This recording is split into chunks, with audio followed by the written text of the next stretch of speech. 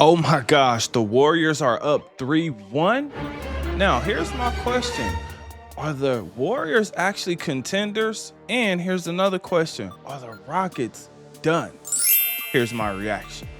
Now, first, let's talk about the Rockets. Are they actually done?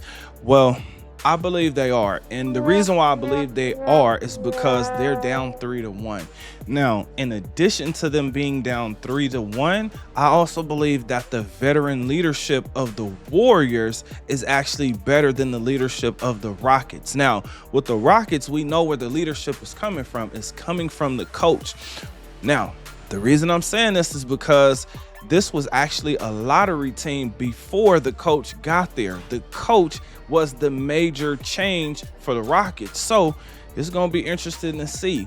Now, as much as I want to say that the Warriors are actually contenders, the thing that worries me the most is Jimmy Butler's injury, because we don't really know I don't know the severity of it and if this is something that's actually going to hinder him. Now, let me say this. In this past game, he had a pretty good game.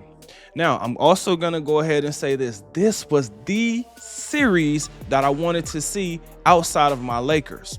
Now, with that being said, Draymond Green, he's going to keep getting in guys' faces. He's going to continue to toe that line to get in guys' heads. Now, the young guys have to figure this out, and they have to figure out how to play through this, because if they don't, they definitely will be going home a lot faster.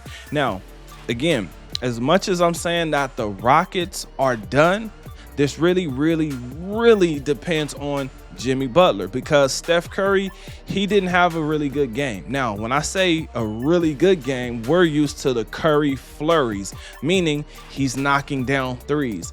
This game, he only had about 17 points. So they're going to need Steph Curry to have a much better game. Now, we got to give the Warriors credit because Przinski, I believe he gave them about 25 points.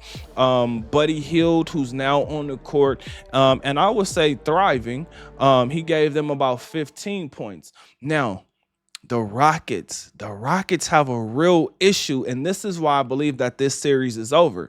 Jalen Green only had 8 points.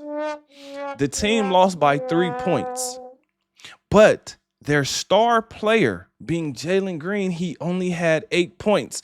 What that tells me is he has not figured out how to play against defense in the playoffs. And I get it. This is his first time being in the playoffs, which, again, we have to give the coach credit for, because this was the lottery team before that. So the learning curve for him at his height, being 6'4" as a shooting guard in the NBA, a lot of shooting guards are usually a little bit taller than that and probably a little bit bulkier as far as, muscle.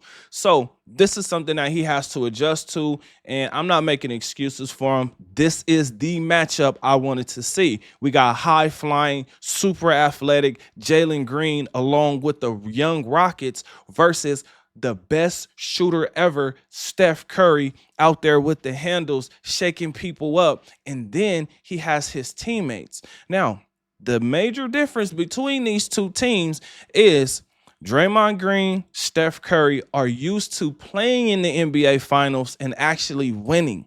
The Rockets, all they really have is a feisty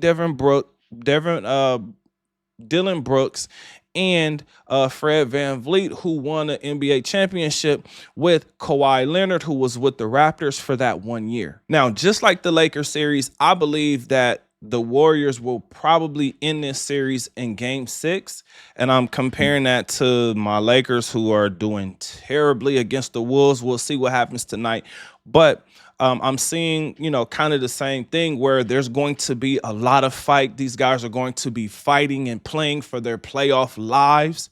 So I believe both of these games will end in Game 6. Now, I want to be like, I really want to believe in my Lakers, but that means we're going to have to take that to a Game 7. Is it possible? Absolutely. Do I want it to happen? Absolutely. Is it likely? Nah. It's not likely. And this is me talking as a Laker fan, right? I want them to move on to the next round and go win the championship, but I don't know.